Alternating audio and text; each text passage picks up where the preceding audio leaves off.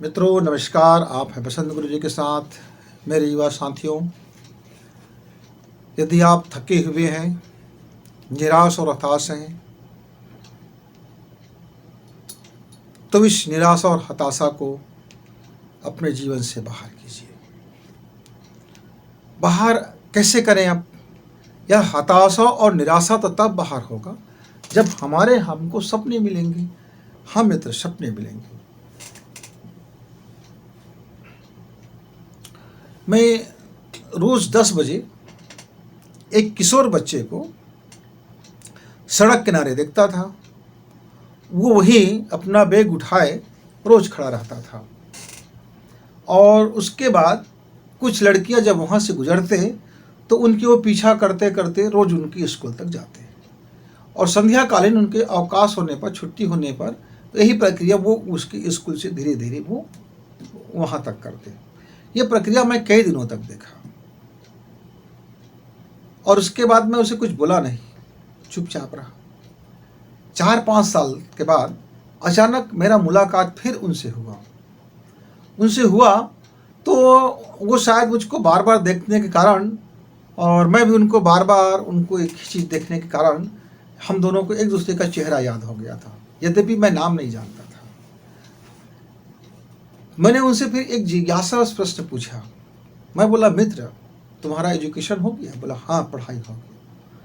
और कंपटीशन वगैरह की तैयारी चले? नहीं, मैंने कंपटीशन एग्ज़ाम भी दिला लिया और मेरा सिलेक्शन भी हो गया है।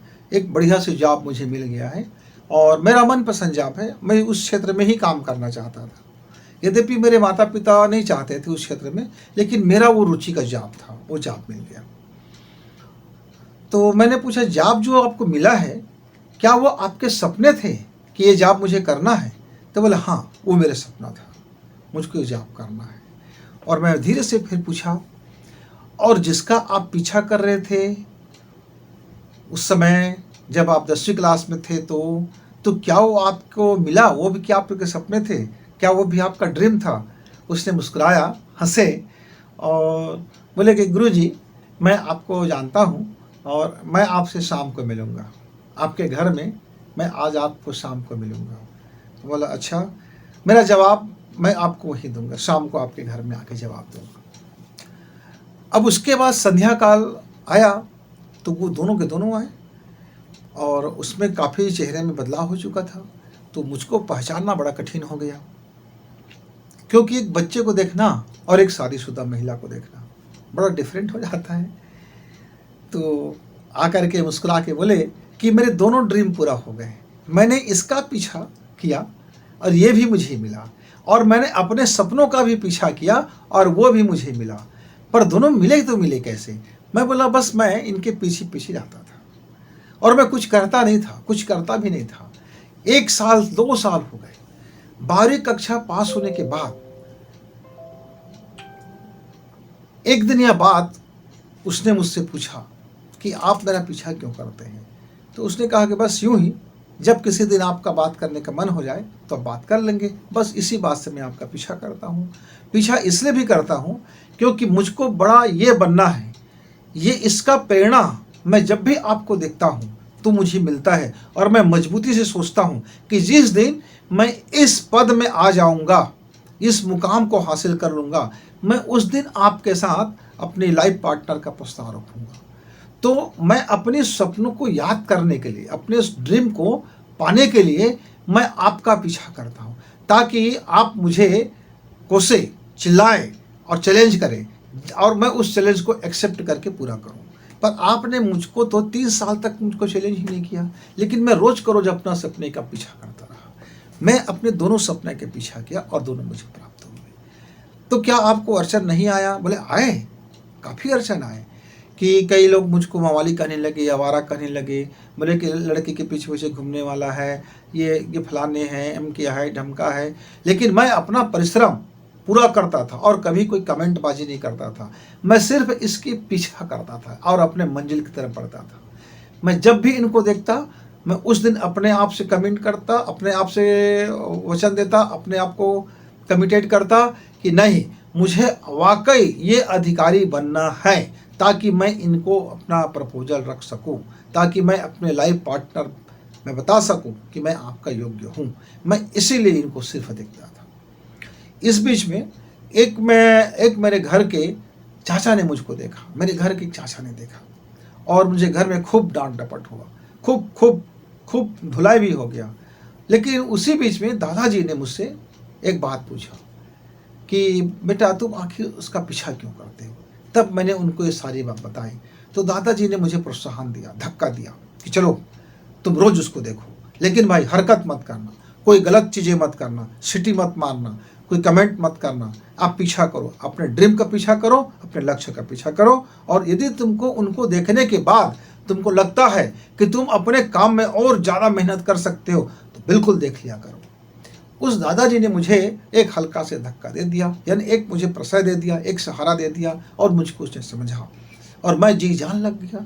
और उसके बाद आज आपके सामने में ये है कि इन्होंने भी अपने ड्रीम पूरा किया और इनका ड्रीम था कि भाई किसी अफसर से शादी करना है, उसके पहले इसको भी नौकरी करना है। और इनका जो साथ में जो इनका प्रेमी था, लवर था, इनके साथ इनका विवाह हुआ है और मेरा इनसे विवाह नहीं हो पाया क्योंकि मैं जरा पीछे हो गया अपने ड्रीम को पाने के चक्कर में। मैंने इनको कभी अपना लाइफ पार्टनर होने का प्रस्ताव नहीं दिया।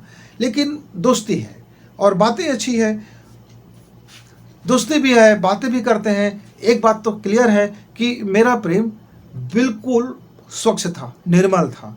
इसके पति को भी पता है, ये भी साथ में आया हुआ है। अब हम तीनों मित्र हैं और अपने अपने ड्रीम को पाने के लिए हम तीनों मिलकर के हमने जो मेहनत करी है कि हम तीनों ने अपना लक्ष्य को पूरा कर लिया है। इसीलिए सपना का पीछा करना जरूरी है। मित्र, आप इस घटना से आप समझ जाएंगे कि लगातार अपने आप को उस सपना के पीछे करना पड़ता है। हम लगातार जब अपने ड्रीम का पीछा करते हैं तो पीछा करते करते वो ड्रीम हमको हासिल हो जाता है। हमारे कई युवा मित्र क्या करते हैं, इस साल उसने तैयारी किया, एक एग्ज़ाम दिलाया और सिलेक्शन नहीं हुआ। अब वो निराश हो गए, हताश हो गए और अब दूसरा तैयारी करने लगे, दूसरे एग्ज़ाम का। कहा किसी ने कि इस एग्ज़ाम को ऐसा तैयारी करते हैं, यहाँ कोचिंग सेंटर जाते हैं, इसको ऐसा करेंगे तो आप ये नौकरी मिल जाएगा, या पीछे की गली से, पीछे के दरवाजे से आप इतना रिश्वत करेंगे, फलाना मंत्री महोदय को पीए उसके बात हो गया, पीए से फलाना से अमका से ढमका से, अब वो हो जाएगा।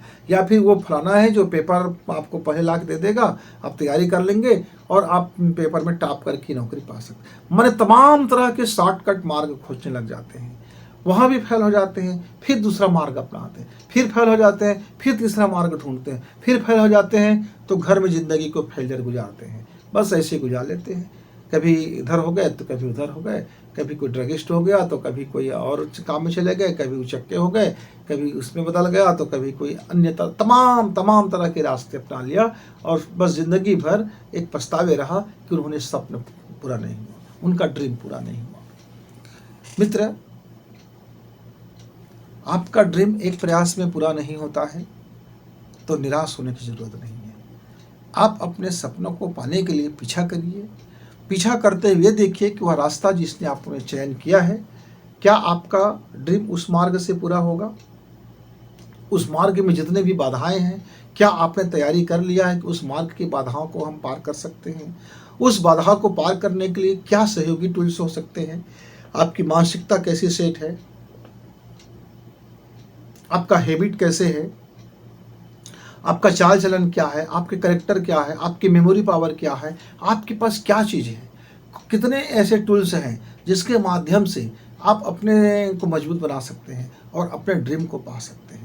अलग अलग व्यक्ति का अलग अलग ड्रीम है, किसी को उद्योग धंधा में ड्रीम है, किसी को फिल्म दुनिया में जाने का ड्रीम है, किसी को कोई अच्छा से मूवी मिल जाए या करेक्टर कर ले वो ड्रीम है, किसी का एक बड़े व्यापारी बनने का ड्रीम है, किसी का खिलाड़ी बनने का ड्रीम होता है, किसी को सफल कृषक बनने का ड्रीम होता है, किसी को अभिनेता बनने का, किसी को नेता बनने का। हर आदमी का अलग अलग ड्रीम है। तो आप अपना ड्रीम जब चयन करते हैं तो अपने स्वभाव को समझिए और उस ड्रीम को पाने के लिए कितनी कड़ी मशक्क़त मेहनत करना पड़ेगा उसको भी समझिए। और एक बार मुकम्मल समझने के बाद आप अपने सपना का पीछा करें।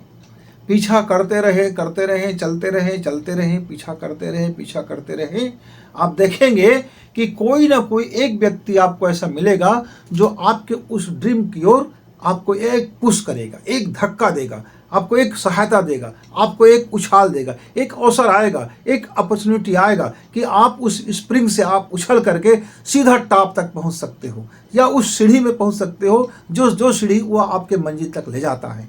तो उस अवसर को जागे हुए रहना, होश पूर्वक रहना, जब आप अपने ड्रीम का पीछा करो तो वो अवसर आता है, हर के जीवन में आता है, हर व्यक्ति को अवसर मिलता है, वो अपॉर्चुनिटी उसके लाइफ में आता है, नेचर है, प्रकृति है। ये ऐसा नहीं है कि मेरे लिए आएगा और आपके लिए नहीं आएगा, या उसके लिए आएगा उसके लिए नहीं आएगा। ये हर व्यक्ति के जीवन में उसको अपना ड्रीम को पाने का एक अपॉर्चुनिटी आता है, एक अवसर जरूर आता है। यदि आप उस अवसर को पहचान लिए, उस अवसर में अपना मेहनत लगा दी, उस अवसर को आपने अपने हाथ से जाने नहीं दिया, लपक लिए, तो फिर आपको ऐसा धक्का मिलेगा कि आपको आपका जो ड्रीम है वो पूर्ण हो ही जाएगा, निश्चित होगा। ये हमारा अपने व्यक्तिगत अनुभव है, ये कोई पोथी पुराण का अनुभव नहीं मित्र, ये जीवन के पाठशाला का अनुभव है, ये जीवन जीने के अनुभव है। हमने अपने ड्रीम को प्राप्त करने के लिए उनका पीछा किया और हमारा ड्रीम हमें समय से पहले हमें प्राप्त हुआ, हमने अपना ड्रीम पूरा किया।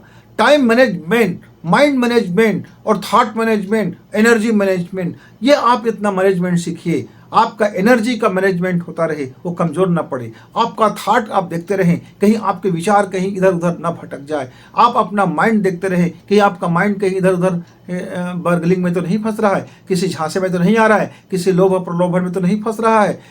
और आप अपने को जब इन मैनेजमेंट में आप अपने को दक्ष कर लेते हैं तो फिर आपका ड्रीम अवसर लेके आता है और वो अवसर प्राप्त होता है और आप अपना ड्रीम पूरा कर लेते हैं। मित्र, इसीलिए रुकिए मत, थकिए मत, टूटिए मत, हताश मत होइए, निराशा को आप साथी मत बनाइए, पीछा करें अपने ड्रीम का, आपका ड्रीम सक्सेस होगा।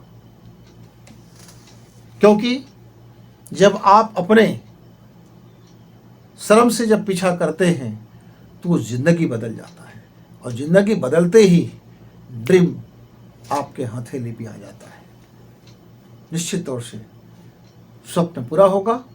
बस रोज का रोज नए सपना ना देखें, एक बार ठीक से स्वप्न देखें और उस सपनों को पाने के लिए फिर बेचैन हो जाएं, फिर रात और दिन, दिन और रात एक कर दें।